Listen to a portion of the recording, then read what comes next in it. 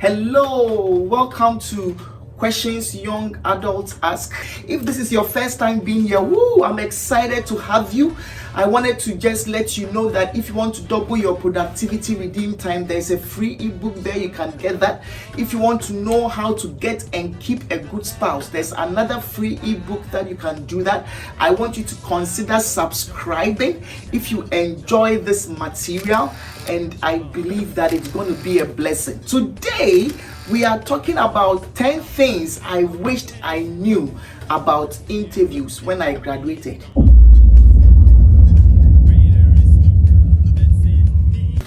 Yeah, there are so many people who maybe many times they get so emotional because the application process, the process of finding a job can be so daunting emotionally, can be so daunting in every aspect you can think of. Many people give up. I know people who, after searching for jobs for some time, not getting calls here and there, just give up and they reduce their lives to being cared for by government or being cared for by welfare. If you listen to these 10 things that I'm saying, I guarantee that you will be in a far better position to get a job in a very short period of time. These are 10 things I wish I knew. I graduated 11 years ago, and if I knew these things now, I would have fared way better when I started. The first one is have a career mentor. Many times in school, the focus is get a good GPA and all that. I don't believe that's true. After working in corporate America for some time, the first thing is have a career mentor. You want to be an electrical engineer, know an electrical engineer who is in the field. You want to be a professor, know a professor who is in the field. Don't just graduate without having a career mentor. A career mentor is somebody who mentors you even as you go along, trying to get your first job and trying to get a promotion and all that. The Bible says that plans fail. Proverbs 15 says that plans fail for lack of counsel. You need counsel for your plans to do well. You need counsel to be in a way better position than most people. And Bible says that in the multitude of counsel there is safety. Yes, by good counsel wage your war. If you walk with the wise, you will become wise. That's what Proverbs 13:20 tells us. Yes, so if you have a career mentor who is an electrical engineer, or who is a teacher, or who is a business person who has been doing that work for some time, he who walks with the wise becomes wise. It's just a matter of time. You would realize that you are just like that person.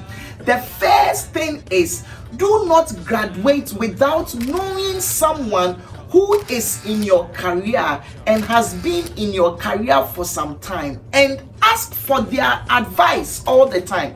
Don't ask that they put the recommendation for you. No. Ask for their advice. What should I do? How should I write it? So that's the first thing. The second point is that do not go for an interview without finding out what the interview is about first. There are different types of interviews. Many people don't know this. Many graduates don't know this. There are many types of interviews, and you need to know which type of interview it is to be prepared for, so that you can prepare yourself for it. There was an interview, and it was a technical interview, and they kept bombarding me with technical questions, and I was not ready for it, and I lost that opportunity. Know what type of interview it is. Ask. We have telephone interviews, we have recruiter interviews, we have technical interviews, we have panel-based interviews, and find out what type of questions are going to be asked. Is it an interview to know more about you or to know more about your technical know-how? Find out.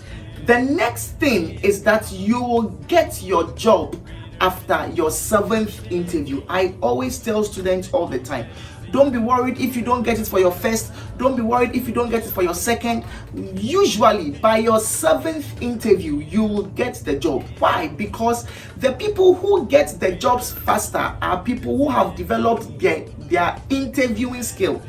When you go for interviews, it's not only your technical skill or your experience which is being examined, but if you have the skill in knowing how to answer interview questions, you stand a higher chance of getting the job. It's the same questions they would ask. Different companies will ask different questions here and there. Do not be discouraged if you don't get your first, second. Keep going on. Your 7th interview, mostly 90% of the time, you will get the job after your 7th interview. So do whatever it takes to get 7 interviews. The 4th thing I wished I knew was that 50% of the things they put on the job description are not really needed. When people see the job description, like, oh no, I don't think I can do this. I don't think I can, man, I can do this, but I can do this. Look, if you can do 50% of the things written there, go on and apply for it. Yeah. Many times they put those things on there because they are looking for that person who they wished will have everything. But you don't need everything to be employed by the person. The hiring manager knows exactly what they want. They have a good idea of, if I can get somebody who actually probably knows how to do only number 1 and 2, I'm fine. Yeah. So go on and apply for it. Don't be discouraged. Don't feel that, oh, they said they need 3 years of experience. Yeah, don't worry. If you can do the things, if you can do 50%, they've written 10 things you should be able to do. You can do 5.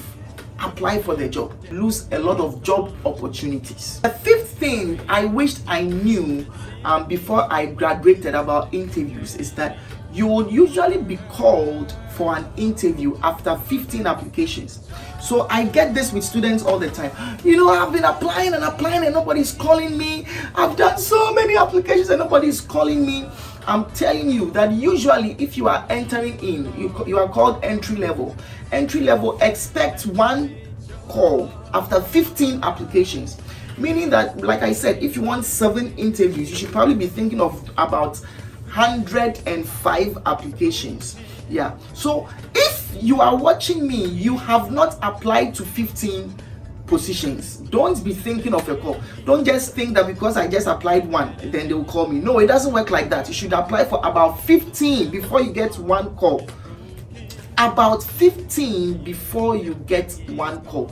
Usually if you have internship experience, you have a lot of internship experience, it reduces. It can come to maybe about 10 applications. And then the more number of years you've spent, if you are not a graduate and you've spent more number of years, it reduces. The 6th thing to know is that you are the prize, and it is not the other way around.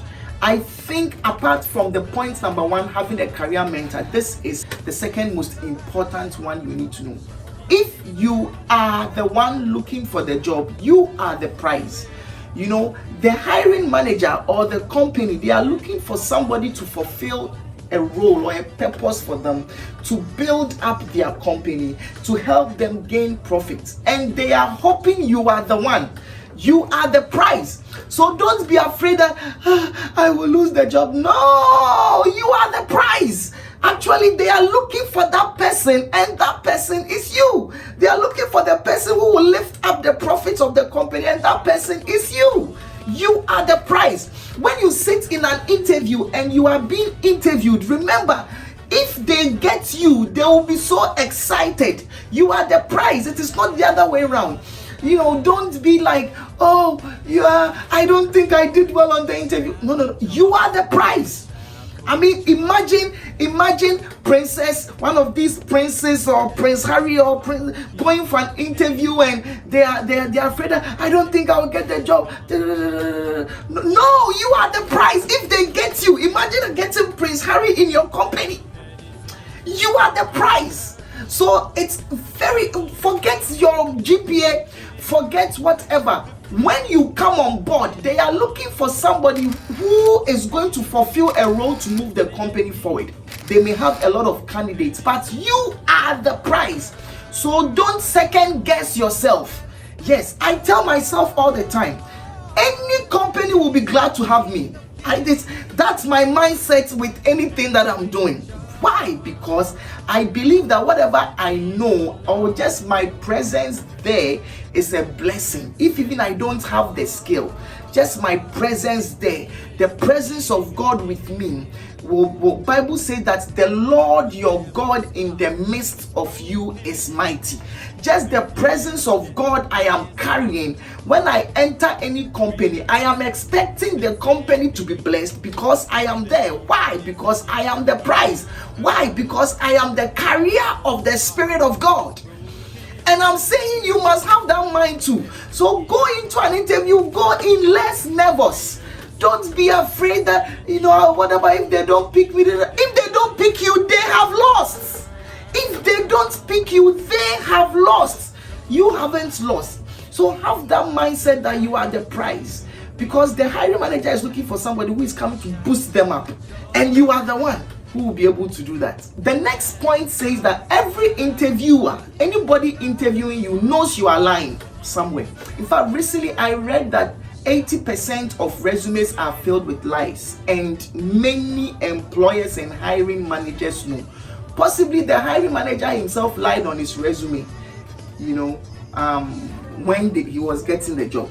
So it's something. Imagine, that's a very big number. When you pick 5 engineers who got the job, 4 of them were lying, and people know. So I'm saying that just have that in your mind, that the employer or the manager or the interviewer knows that you are lying.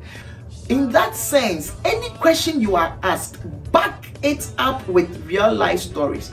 So I like to say, okay, so you said that you are a detailed person. I'm a detailed person because when I worked here and here and here and here, this is what happened. When this happened, when I worked here and here and here, back it up with stories. If you don't back it up with stories, they are assuming you are lying. They are assuming what they are saying on your resume is not true.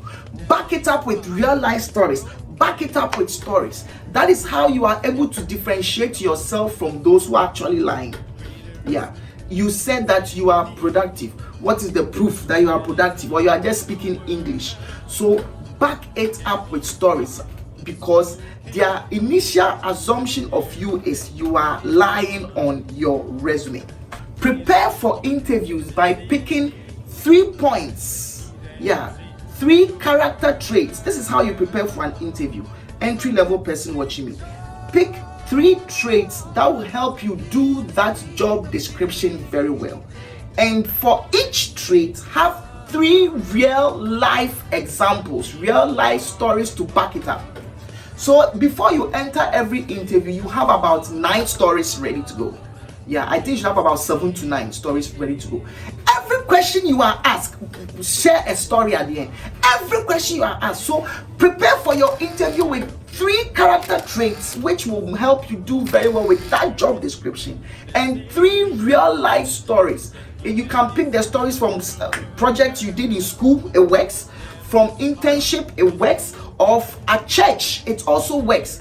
These 3 are very good real life stories you can use. The next one is that ask questions. Yeah, when you go for your interview, ask questions a lot to know and be sure you would like the place. Remember, you are the prize. I mean, they are looking for somebody who will fit their culture and everything. Look, no manager enjoys having interviews. It's because they are trying to get the right person to help them. You are the prize. So ask questions to be sure you would enjoy the place. Find out, how is the day like? Are they going to check on you to get there at 8 p.m. at 8 a.m. exactly? Find out, ask questions. The questions are geared towards, am I going to enjoy the place? Don't worry, forget about the money. If you're an entry-level person, don't chase money. You can get almost every money that you need in one day or in 1 year. That's not the point. The point is that build yourself up to become that person.